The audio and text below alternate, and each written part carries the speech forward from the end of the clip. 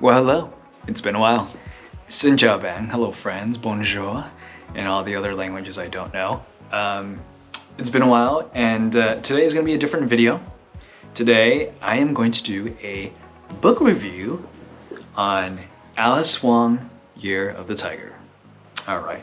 Why am I doing a book review? Why all of a sudden you're doing a book review now, V? What's going on? I'll tell you what's going on. 2022 is the year where I will try to read 30 books. So far, I'm 22 books in, starting today. 22 books in after finishing this. And I'm about 8 books shy from reaching my goal. Yeah, which is, it's gonna be hard because I got 3 more weeks until this year ends. But don't worry, I'm gonna read a bunch of kids' book. Maybe that would help to expedite things. So, with that said, Alice Wong, Year of the Tiger.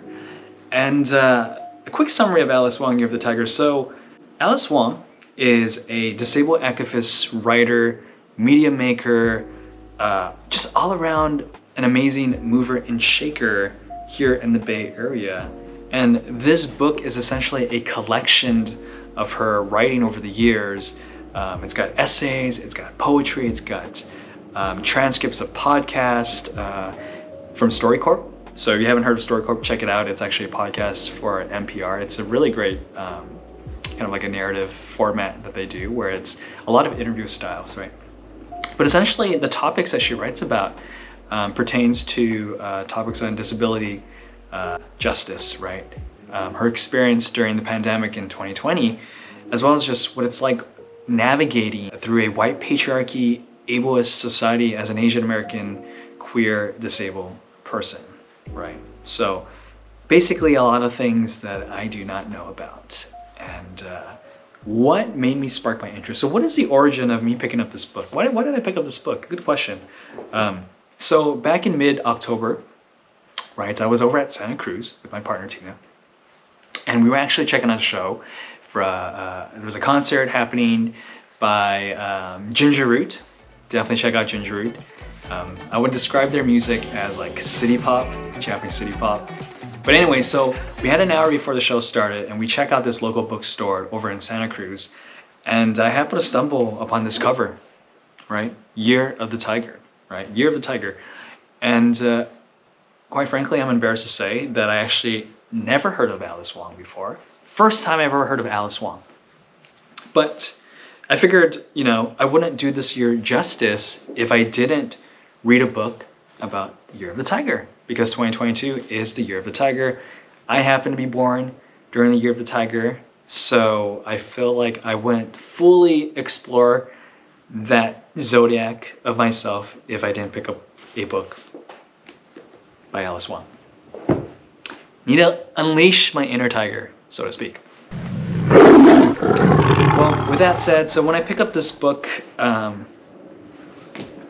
not at the bookstore, I actually went to a local library. So I pick up this book at a local library, and I have to say, after reading the first couple pages, I was immediately drawn in, right? The book essentially exceeded my expectation.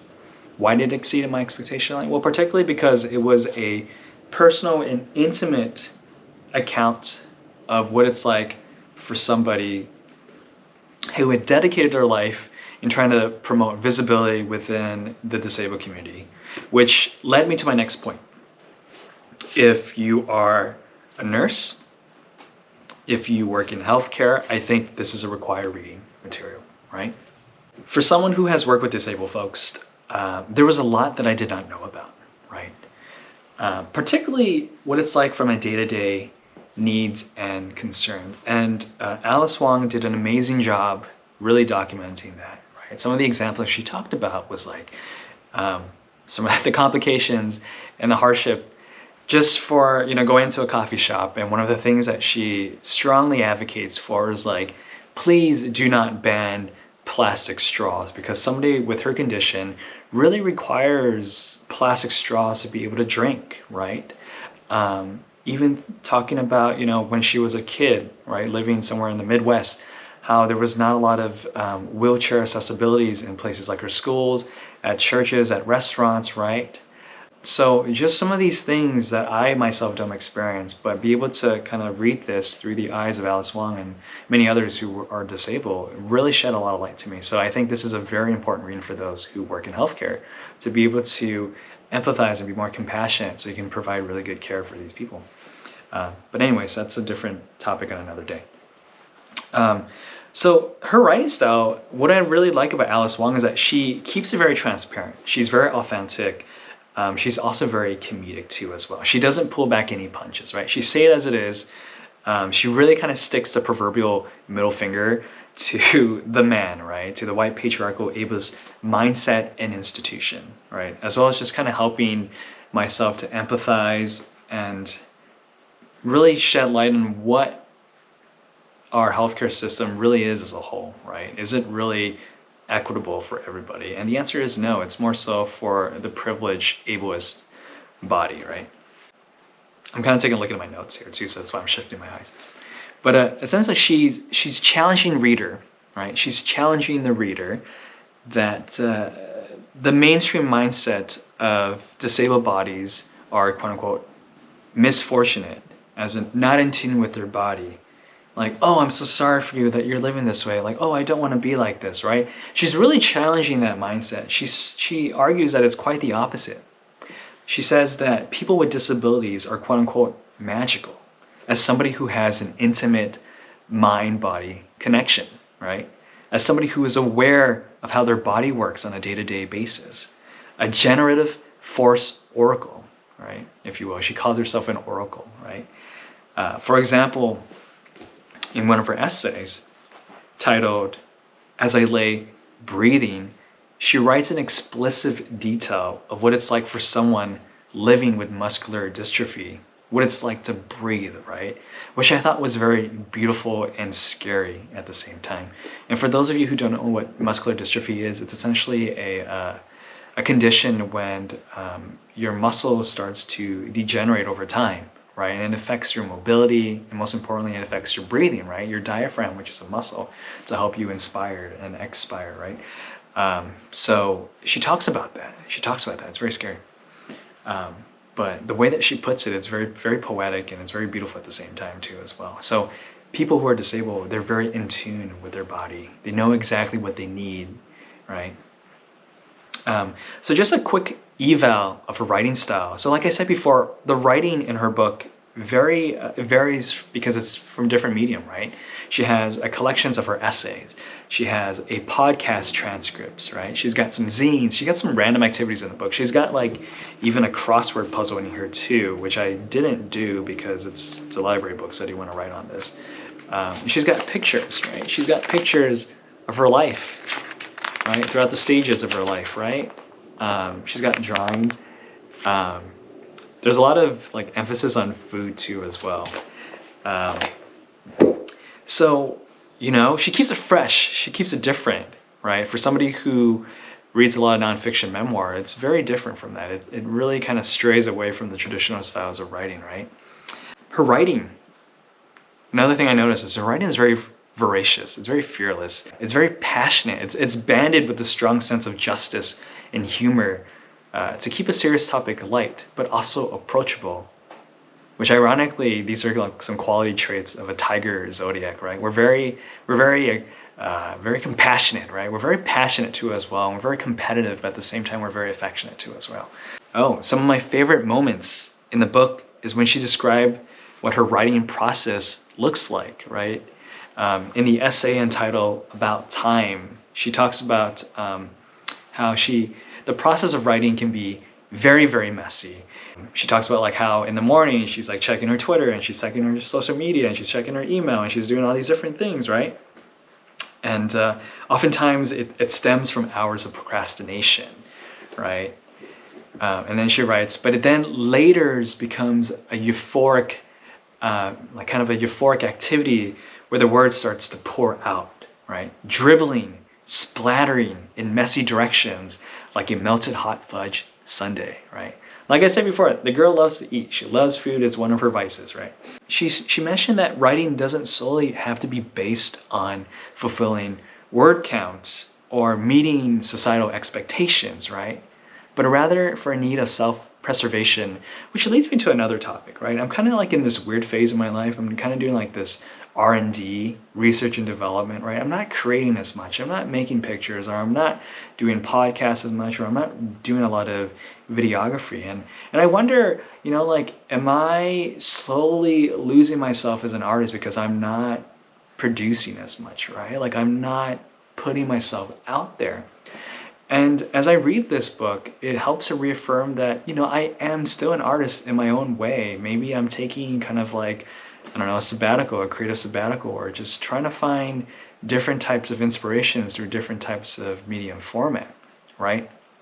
But she writes that writing is a form of self-preservation, which leads to me to have this kind of question to myself: would I still create if I know that the audience that I used to create for would not be able to see my work? Like, will I still create if there's no audience to show, right? To display, to exhibit? And I don't have an answer for that, because it's very new to me, right? I think a lot of times social media has been the driving force of creating, of producing. And I think that's part of what it's like to be living in a very capitalist society, is that we're expected to produce, that our values is heavily weighted on how much output we can give, right? And oftentimes you don't allow ourselves to rest. And it's important because rest is a form of resistance. It's resisting against the cog on the wheel, right? Which she actually writes about that. Rest is resistance, right? But I digress.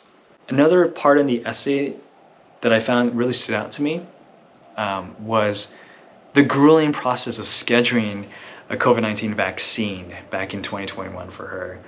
And it made me thought about like how she said that vaccine equity, right, or just healthcare equity in general, is completely lackluster, because here in the state of California, they assign that if you're over the age of 65, right, so if you're within like the senior pool, that you're considered as high risk, right? Completely erasing people who are disabled, right? Completely erasing them out of the picture, right? So she talks about some of the grueling process she has to do just to be able to get her a vaccine. And I didn't realize how privileged I was, right? Because yeah, I'm a nurse, I work in healthcare. Yes, I am considered high risk too as well, but I'm able-bodied, right?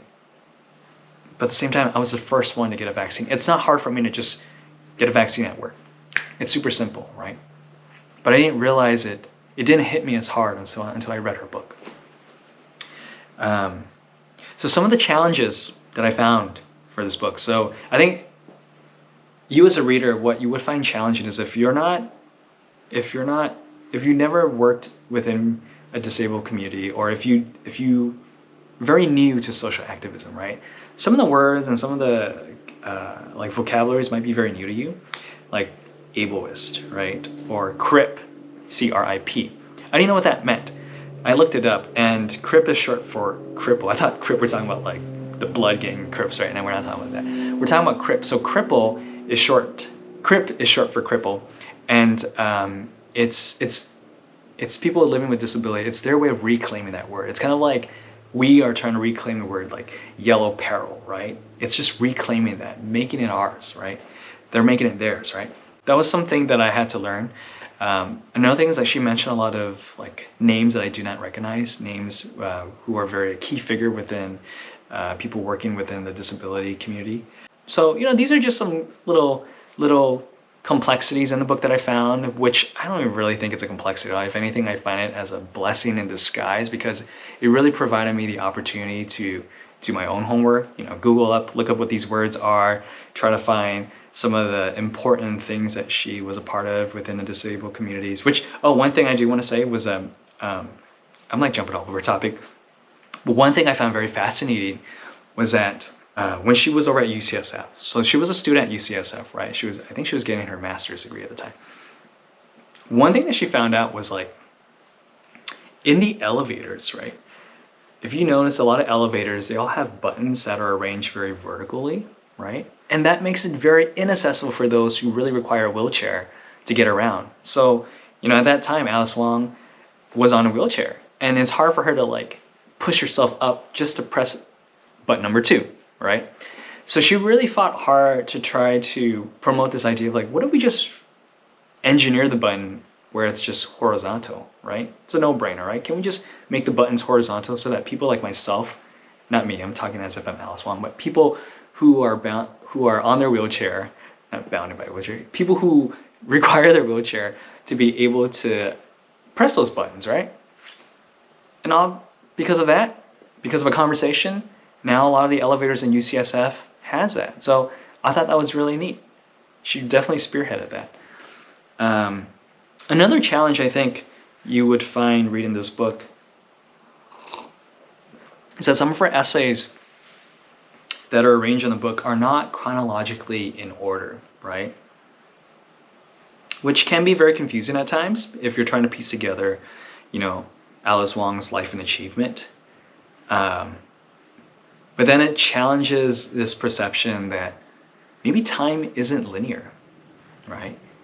Maybe time isn't from A to Z. Maybe in fact, time is cyclical, right? Time is continuous, which I think Alice Wong, if you're watching this, I think she would appreciate that comment, because Alice Wong really prides herself as like a sci-fi / fantasy nerd. She talks a lot about like Star Trek and Star Wars. She makes a lot of those references. I think that is a kind of an interesting way to see the book as like just like a collection of her work that has to be like linear. She even like lightheartedly joking says that she finds herself like a cyborg because she's like equipped with a non-invasive ventilator, right? She's got a BiPAP, and then she is powered by a wheelchair, right? Like Professor Xavier from the X-Men, right? The founding fathers of the X-Men, right? So I thought that was a very interesting take on that too as well. So yeah, these are some like me nitpicking some of the complexities in the book, but honestly, it doesn't take away from the enjoyment of reading it. So all in all, my recommendation is a big thumbs up, 5 out of 5 on Goodread. Okay, check me out on Goodread.